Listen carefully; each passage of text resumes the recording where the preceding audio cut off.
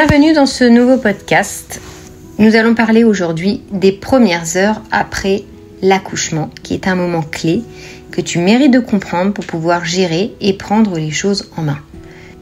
On t'a sûrement parlé beaucoup de l'accouchement, de l'allaitement, des soins de bébé, mais on parle un peu moins de ce qui se passe juste après, c'est-à-dire dans les premières heures après la naissance, et pour comprendre pourquoi certaines mamans ressentent un vide énorme après l'accouchement ou pleurent trop. Après l'accouchement, les hormones chutent brutalement et cela est parfois vécu comme un véritable choc émotionnel. En fait, ton corps a arrêté brusquement de produire certaines hormones qui étaient très élevées pendant la grossesse, en particulier les œstrogènes, la progestérone, l'ocytocine, les endorphines. Ces hormones agissent un peu comme un coussin émotionnel pendant la grossesse, donc elles protègent, calment et donnent un sentiment de bien-être. Après l'accouchement, en 24 à 48 heures, ce coussin disparaît d'un coup, mais pas de panique, le corps sait très bien gérer. Tout cela est nouveau, bouleversant, et il faut un peu de temps pour que le cœur et le corps le comprennent. Petit souci, et c'est là que ça se complique un peu, pour aider à l'accouchement, entre guillemets, dans les structures médicales, on t'a sûrement administré de l'ocytocine de synthèse, pitocin ou syntocinon, en excès, en plus de ton ocytocine naturelle, chose que l'on ne fait pas dans les accouchements physiologiques. Le problème, c'est que cette hormone chimique ne se comporte pas du tout comme celle que ton corps fabrique naturellement. L'ocytocine naturelle agit par vagues, en douceur, au rythme de ton corps et de tes émotions, et quand on ajoute artificiellement, ça surcharge et ça casse ce bel équilibre.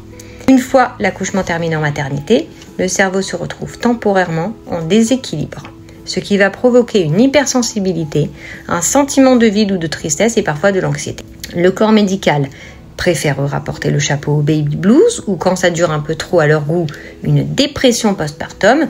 C'est une étiquette fort pratique.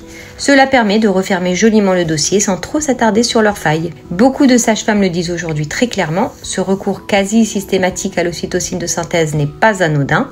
Certaines se battent même pour qu'on revienne à des accouchements plus physiologiques, plus respectueux du corps de la maman, et elles ont bien raison, notre corps sait tellement bien faire quand on lui en laisse la chance. Personne ne te dira bien sûr que les aliments riches en glucose que tu consommes chaque jour peuvent provoquer des inflammations souvent silencieuses.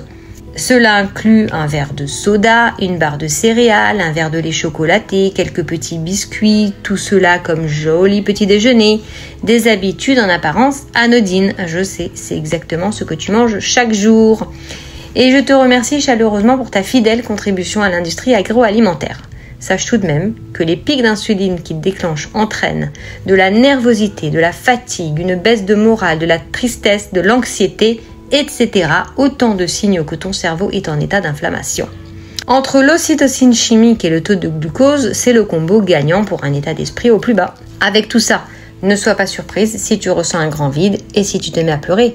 Ce n'est pas que tu n'aimes pas ton bébé, c'est simplement l'équation de tous ces phénomènes qui chamboulent ton corps. Alors comment aider ton corps ? Bien c'est très simple, commence par manger correctement pour éviter ces mal-être, pas de glucose pour démarrer ta journée et privilégie les légumes, les graines germées et protéines végétales dans tes repas.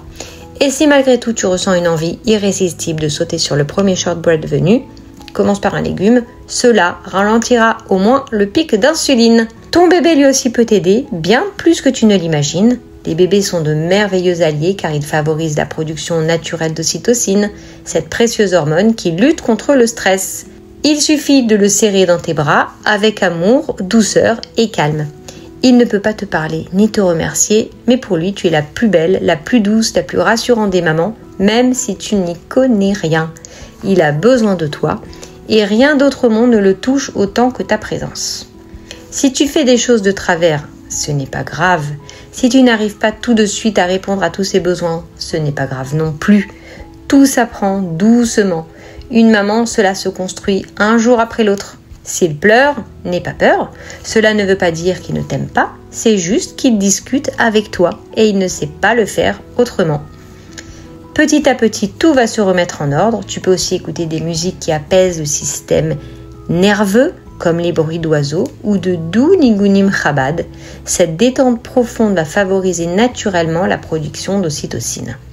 Ne te blâme pas pour ce que tu ressens, c'est ton corps qui s'ajuste, ton cœur qui apprend. Tu es exactement la maman dont ton bébé a besoin. Félicitations et à bientôt pour un prochain podcast.